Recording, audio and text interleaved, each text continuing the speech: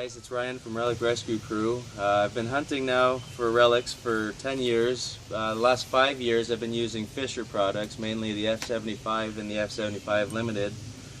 I just wanted to give a quick review today and go over one, some of the settings and setup from factory, two, different coils, and three, my personal settings and setup, how I personally like to use it. And, over the components of the machine, you got your power switch here on the side.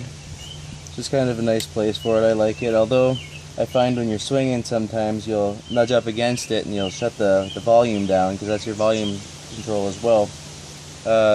Pretty light machine. It's about 3.5 pounds. I like it. It takes 4 AA batteries right in the back there.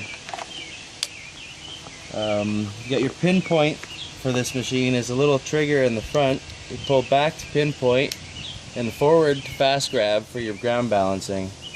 And I wanted to go over the screen layout with you guys. Up top, we have a VDI. Go iron, foil, nickel, tab, zinc, dime, quarter. The center here, we've got another VDI. That just gives you a number, which lines up usually with the top. The right here, sorry, this is the right. You got your battery. This guy here is your minerals in the ground. It tells you how much minerals are in the ground and what types of minerals. The left side, there's a confidence meter. It'll tell you how confident it is in the find. It's usually pretty spot on. It's pretty good. Depth, again, we all know what depth is. It tells you how shallow or deep the target is. This is your discrimination mode on your left side, and on the right side is all metal mode, and we'll go over some of those settings in a bit. The thing I want to talk about is the sensitivity. In order to adjust your sensitivity, you would hit the menu button and move the knob on the left. Left is down, up is right. It goes up to 99. I won't put it up to 99. We're filming with a cell phone here in a backyard, so we've got a bit of EMI, and I don't want it to go wonky on us. I'm going to move on to discrimination. I'll show you how to do that. Yeah, you touch your menu button once, twice, and it goes down. Discrimination, I run mine at 0. A lot of people like to discriminate. Yeah, and it's just like the sensitivity. Right to move up. It only goes up to 65. It won't let you discriminate anything above 65. Left is down. You can get right down to 0. That's where most people should be. Honestly, it's the best hunting. You're gonna enjoy it. It might be a little loud at first, but I think you'll get used to it. So I'm going to go into number of tones for you. And the way you do that is, again, push the menu button. We'll skip notch. You can find out the information on the Fisher website for notch. I think it's a waste of time. I don't use it myself. What I like about this is it gives you different settings for your number of tones. Yes, you can have 4 tones, you can have 3 tones, 2 tones, 1 tone. Myself personally, I prefer the 2-tone. Yeah, you got your iron on one side, and anything above iron makes your higher tone. I'm going to demonstrate 2-tone for you guys. What I've got here is a silver quarter and a musket ball, and you'll notice they sound the exact same. We've got a bit of an old horseshoe here, and it's got a nice low grunt.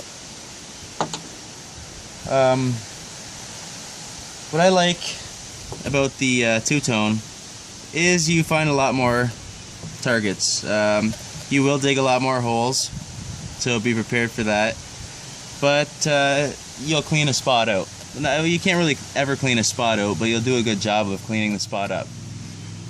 Same 2 things here again, but I have it in 4-tone this time. Silver's a nice high tone. Musket balls are a medium tone.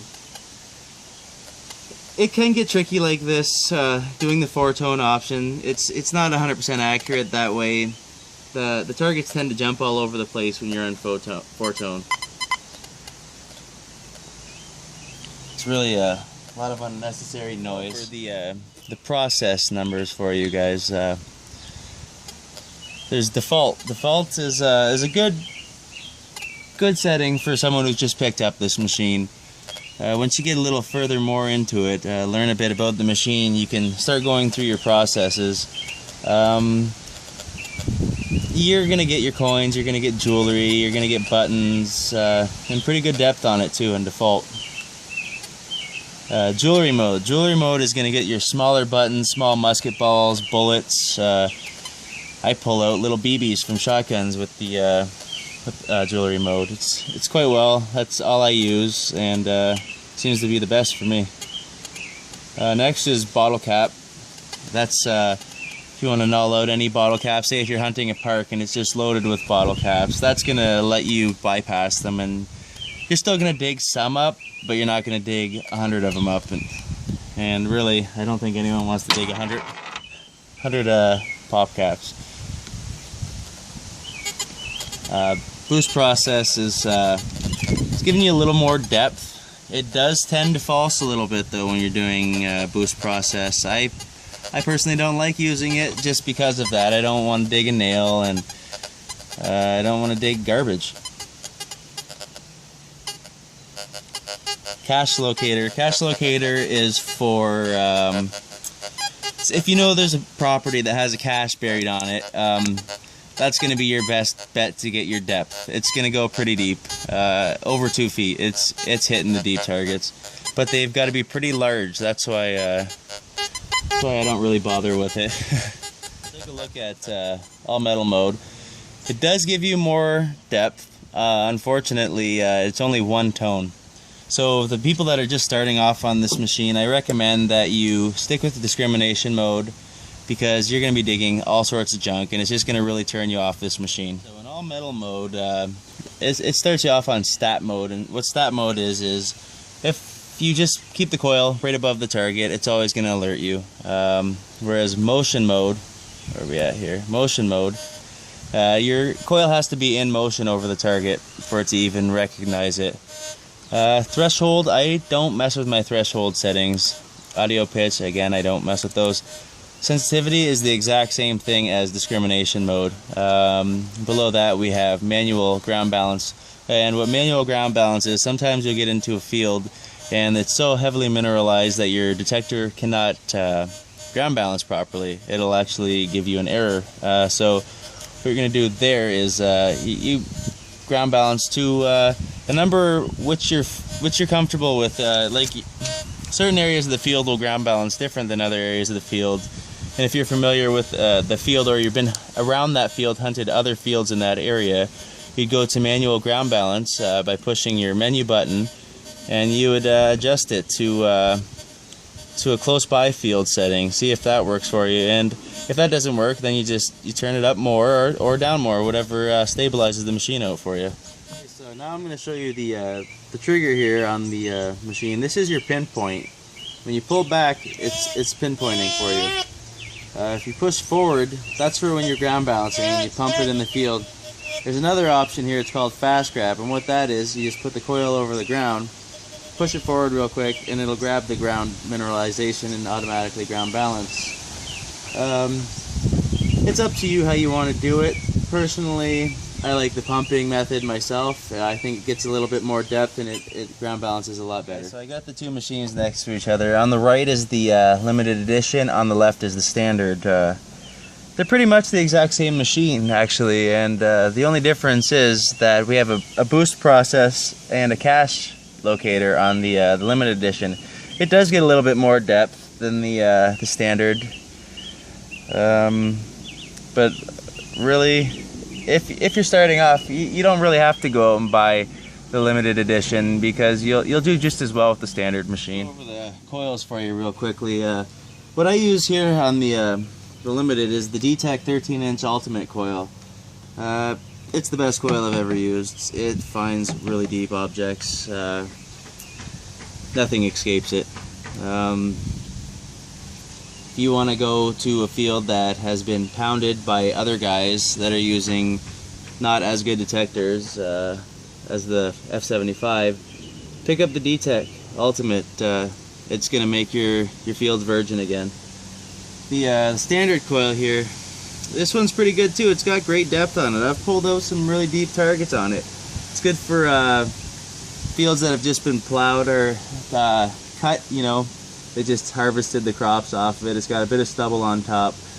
The D-Tech Ultimate, I find, can be a bit annoying. Say you get into a cornfield that has the stalk still on it, you don't really want to bring that out there. So what I'll do is I'll throw on my standard coil and give it a go, and it seems to work quite well. The other coil I have here is the little hockey puck coil. This is a great coil. If you get to a really trashy area, you want to put this on, and you're going to be surprised at what the big coils miss. This little guy gets in between those pieces of iron, and when it locks onto a target, it's got it. It's yours. So I'll wrap it up, and I'll give my final thoughts, my pros and cons of the metal detector. First of all, I recommend this machine to everybody. I think it's the best machine on the market. I've used other machines, big names, Minelabs, Garrett's, Tesoro, unknown names. You know, I've used them all, and I've hunted against other people using the top end metal detectors, and this destroys any metal detector it's ever been against. Like I say, it's the best, and get out and get one, and you won't be disappointed. Some of the cons I'll go over for me is I don't like the placement in the back of the earphone holder. I think it should have been somewhere else. You know, up front, maybe here, maybe on the side here. It gets a bit annoying, you know, just it tends to catch on your shoulder when you want to go down to dig a target up. And like I said, the dial here on the volume control, it does turn down sometimes. You know, you nudge up against it when you're holding it, and you'll just turn it. But I'm just being picky. It really doesn't affect the machine at all. Neither does the earphones. Pros: it's very light, very easy to use. It's a turn on and go metal detector. It's just beautiful. Get out and get yourself a F75.